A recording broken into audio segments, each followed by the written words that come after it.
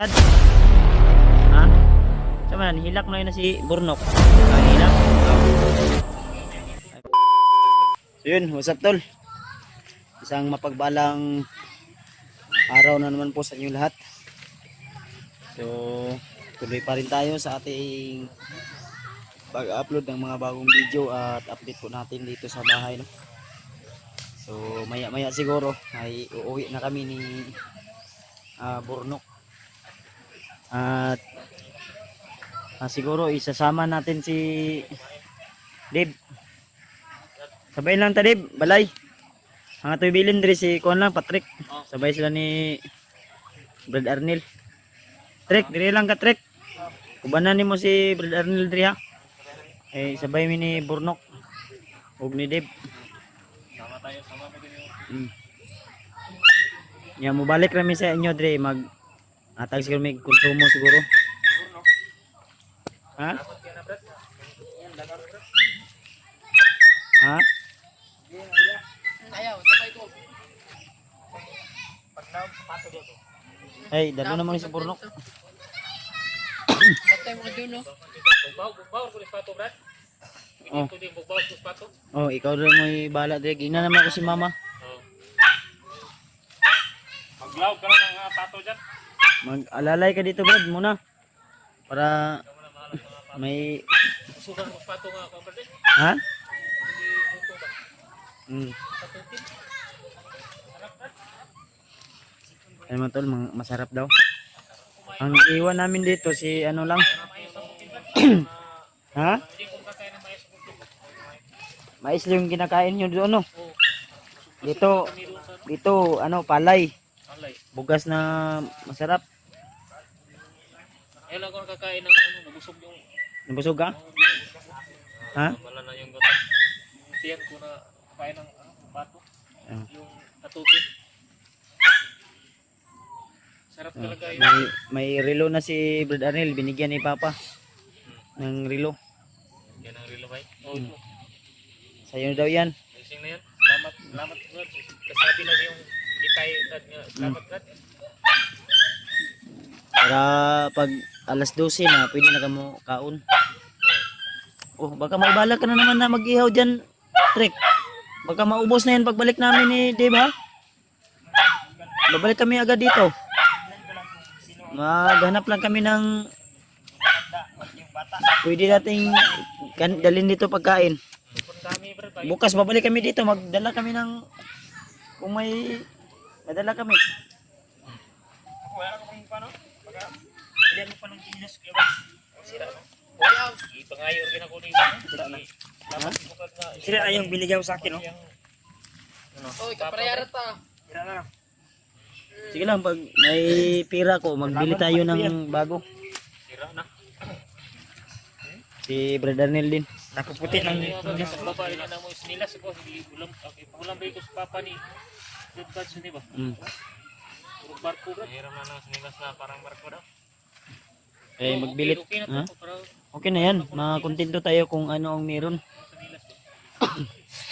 Kasi uwi pa kami ni Dave. Didiskarte pa kami kung bukas babalik kami dito. May madala kami ba? Para may pasalubong kami sa inyo. Pero sama namin to si Burnok. Kayo Brad, hindi kayo bumalik dito Brad. Hindi, babalik kami dito. Huwag kang mag-alala. Dito si Patrick. Oh. Ayan o, si Patrick. Oh.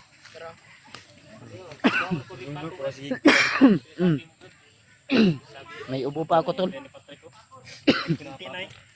Daw? Simpleng kinabuhi na sa Brad. School din Brad. Dalawang buwa. School din na pita Brad. Simpleng kong kinabuhi na lang kaya. Ha? Hindi ko gumagana ng plato. Magaligtas ka dito. Salamat kay Kuya sa inyo Brad. Oh. Sige lang Brad, kay balang araw Brad. Pag maluwag-luwag ako. Pag gusto mo nang uwi doon sa bahay nyo talaga. Ang sinasabi mo ba? Para may Gusto na kong umuwi lagi Brad. Kasi yung pamilya ko Brad. Ugay na kami wala nakita na Brad. Ilang taon na. Taka na uuwi pag balik namin pagbaba. Market kami. kasi akit kami ni Dave agad ng bundok. Din dito ka muna manatili. Ikaw muna manatili ba? Kasama mo si Patrick dito. Kasi si Burnok doon sa bahay ni si Burnok mag-aral man eh. Ano sa inyo yung eskwela, Burnok? June, ano? June 16. Ano? June 16. Aaral pa to. Yung 16. Doon kasi yan sa bahay nag tira. Iwan ko nito ni Patrick kung mag-aral ba to, ha? Si Burnok sa bahay niya nagtira yan. Sa Burnok. Dito Dito sa bahay. si Patrick. Si Patrick. Patrimundo. Patrick Timonyo. Patrick. Ay, wag demonyo. Patrick Kwan. Patrick. Yung artista ba? Patrick Garcia. Hindi. Si Patrick, ano yan? Si Patrick Luloy. Luloy. Hapit na lalay. Buutan mo na si lalay. Kikoy. Yan. Kikoy. Hapit na kikay. Malapit na. Ba? Si, ano, Malapit na ang birthday daw nito. Iwan ko kung makababa ako. Ako nang handa ng birthday niya. Pag hindi ako makababa, ko lang sa asawa ko. Lang. maraming pato dyan. Wag mong galawin yung pato ng kapatid ko kasi Ako nga magbaho ka na Brad. Kasi ko yung galitan sa kapatid niya Brad. Mm. Galitan. Galitan yung litsin yan. Dalawang litsin na yan. At sa akin. di ba nakita nimo to ang kapatid nako gabi diri Dave, nakita niya Dave. Kita Kamo may naguban diri Dave. yung kita namin yung kagabi si Brad katawan. Dundun ba dundun. Dundun ba yung kagabi yung malaking katawan. Mm. Solid. Pero, solid yung katawan. mga tol, abangan nyo po yung fish reveal ni Dave. Siguro baka bukas. Mga niyo Bukas, po Dave. yung festival ko. Magpipis reveal na daw to si Dave kasi Ready na po. Ready na po ako. hinihingal daw siya pag magtakbuhan na may Hirap may ng tabon yung takip mukha. yung mukha. Bukas Brad, bukas. Bukas ako mag-festival. Bukas daw. Bukas. Bukas. Sige. Tayo na minutes na makakita kami sa ano. Hirap kasi pag tuwan. May sakit yung mukha. Hindi ka ginawa ba? Ako mag-festival ako. Kasi ginawa ng ayos. And si Brad Daniel tol ay komportable daw siya dito sa dito sa bahay namin kasi daw peaceful daw dito daw. Sabi niya iba daw dito kaysa bundok. Kasi doon daw sa bundok mga tol ay magulo daw talaga. Mahirap. Lalo na maraming kalaban. Kaya nagpapasalamat talaga siya sa amin. At puti na lang ay pumayag naman po yung magulang ko, mama at si papa, pumayag naman. Ang problema lang ay si mama ay medyo may iniindang sakit ngayon at kailangan niya bukas siguro magpa-check up siya bukas. Isasama din namin to si Brad Daniel para gumaling yung kanyang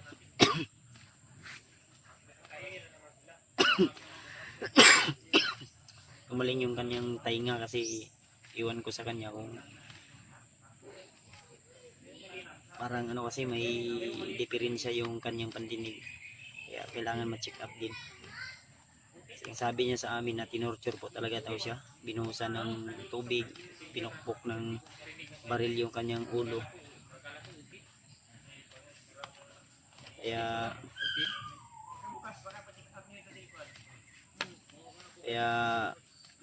sana tol ay tulungan natin si Brad Arnel para sa kanyang pagbabagong buhay ay maano po at gustong gusto niya rin daw na makauwi sa kanyang pamilya.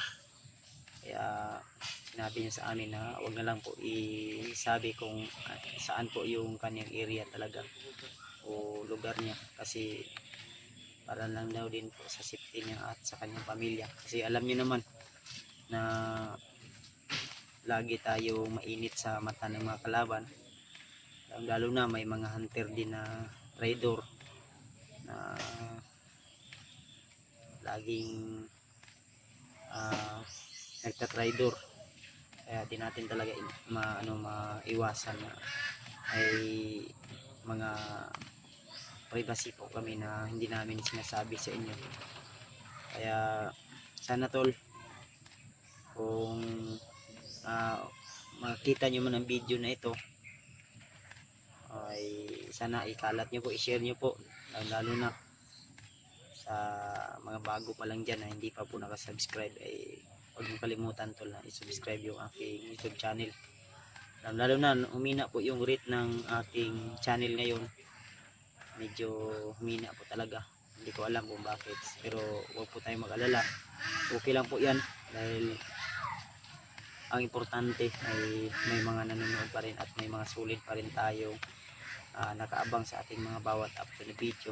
May mga hindi man maganda na mga komento, wala tayong pakialam, at least may in-upload tayo at sinasabi din nila na paulit-ulit daw yung mga video namin. Ang purpose namin kasi tol, minsan iniisa namin sa isang video yung mga video namin na na-upload na, kasi yung iba busy, lalong-lalo na di masusubaybayan yung mga pangyayari, kaya inisa namin, medyo mahaba talaga pero para mas masubaybayan ba kung ano po yung mga ganapan, kasi yung iba minsan nagko-comment na hindi pa natatapos yung video, kaya kung maaari tol, tapusin nyo muna yung video bago po kayo mag-komento. Yun na po yung hiling ko, at asahan nyo kung matapos man namin ang mission na ito, iligtas natin yung pamilya ni Dave at mapaiuwi natin to si Brad Arnel, ay yung mga request nyo po ay tutuparin po natin, lalo na sa iba nating mga hunter na humingi din ng suporta o tulong para sa kanilang mga mission. Kaya patuloy pa rin tayo tol, hanggat may liwanag pa tayong nasisilayan ay patuloy tayo sa ating mga ginagawa o mission natin dito sa mundo. Kaya salamat talaga ng marami dahil sa inyong mga taimtim na dasal, mga palipad na dasal ay nandito pa rin ako, patuloy pa rin sa hamon ng buhay at lagi pa rin lumalaban kung ano man yung mga pagsubok na dumaan sa akin, lalo na sa pamilya ko. Kaya ayan, si Brad Arnel, marami tayong natulungan, nagbagong buhay, at ang iba nag-vlogger, naging kagaya din natin, dating commander na ngayon ay nagbagong buhay. At minsan hindi natin sila kasama, siyempre hindi natin sila mapigilan kung saan po nila gusto, o hindi natin sila pwede na talian. Kaya kung sino po yung mananatili sa atin hanggang sa huli, ay yun lang po yung magiging hanggang sa huli din natin na mga tapat o kaibigan. Kaya lalo na marami na po kami dito, si Dave laging kasama ko, at si G-Ward, si Warlo ay umakyat din pala, no? Umakyat na Brad. Huli na po yung pag namin, kasi hindi kami talaga makontak mga tol. Pero asahan nyo, pipilitin namin ni Dave, kung makakyat man kami ni Dave, pipilitin namin tol na makita namin agad si G-Ward para hindi po mapahamak, no? Lalo na isa po kami sa target ng mga kalaban. Target lock. Kaya ang plano namin, si Bornok siguro ay nadali namin ni Dave dun sa bahay, at si Dave din, si Patrick ay dito namin iiwan muna siguro, Sama ko. para may kasama si Brad Arnel. At huwag po kayong mag-alala, marami naman din po dito sila, at umuwi naman din yung kapatid ko pag gabi, kasi yung kanyang duty ay isang linggong gabi, isang linggong araw, ganun ba. May maasahan din dito na mautusan na mama. Yan, si Dave, abangan nyo po yung kanyang face reveal. Abang po. Kung hindi man kami maka-live, siguro sa video namin. Video lang. Oo. Tayo. Basta abangan nyo na lang po tol, dahil request nyo po na maipakita yung mukha ni Dave. Tutuparin po namin yan. Ang ano kasi, sabi niya sa akin, ayaw pa niya sana na mag fish reveal for safety na din, pero bahala na raw. Total siya naman din po yung target ng kalaban, kaya wala tayong magagawa. Hindi ko rin pinipilit siya. Ang gusto niya na maipakita yung mukha niya, wala tayong magagawa. Kasi hindi ko po ang desisyon niya, hindi ko po pwedeng anuhin kasi sa kanya po din yan. Wala po tayong magagawa kung pasya niya po talaga. Gaya ng sinabi ko, kung sino pa yung mga mananatili ay hanggang sa uli mananatili po. At sino po yung hindi na gusto sa atin, wala tayong magagawa kasi may kanya-kanya po tayong pasya. May kanya-kanya po tayong ugali. Kaya tuloy lang tayo sa hamon ng buhay. Ayun. Okay ra ka, Brad? Ha? Sama na, hilak na yun na si Burnok. Nihilak?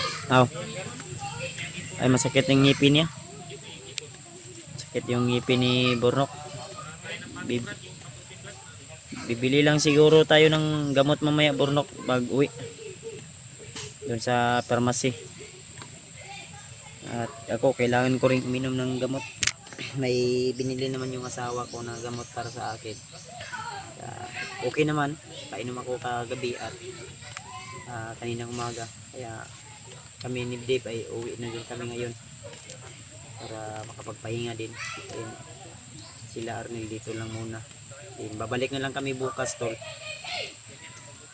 At yun na nga, asahan ko po, tol, na alalayan niyo po ako na matutulungan po yung mga bago ko pong natutulungan sa panahon na ito, lalo na ay gipit na gipit po talaga ako dahil marami din po akong mga kailangan po na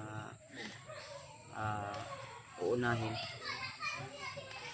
Kaya salamat advance po sa mga taong gustong tumulong. Ay PM nyo lang po ako sa aking FB account, i-direct nyo lang po ako, huwag po kayo mag-alala. Yung mga tulong na bibigay nyo sa akin ay makakaabot po sa aking mga gustong tutulungan. Kaya message nyo lang po ako sa aking FB account, tol. Ilalagay ko po sa aking title or description ng ating video. So ayan, yan si Dave at si Patrick nandun sa loob. So abangan nyo lang po, tol, at di kami magtatagal dito sa bahay nila mama para kasi umulan, baka maabutan na naman kayo ng ulan, kaya kailangan din namin kauwi na. So maraming salamat hanggang dito sa video na ito. Ay umabot ka po, tol. God bless po sa iyo. Ingat ka po kung ano po yung mga ginagawa mo dyan. Lagi nyo lang tandaan, alagaan nyo po yung mga kagwapuhan nyo dyan at kagandaan. Kasi yan po yung magiging puhunan natin sa mga bata dyan na nanonood. Hello po. At sa mga matatanda, hello din po. Sa lahat ng mga sulit nating taga-suporta at taga-subaybay, shout out po. So, God bless sa ating lahat. I love you all. Bye bye po.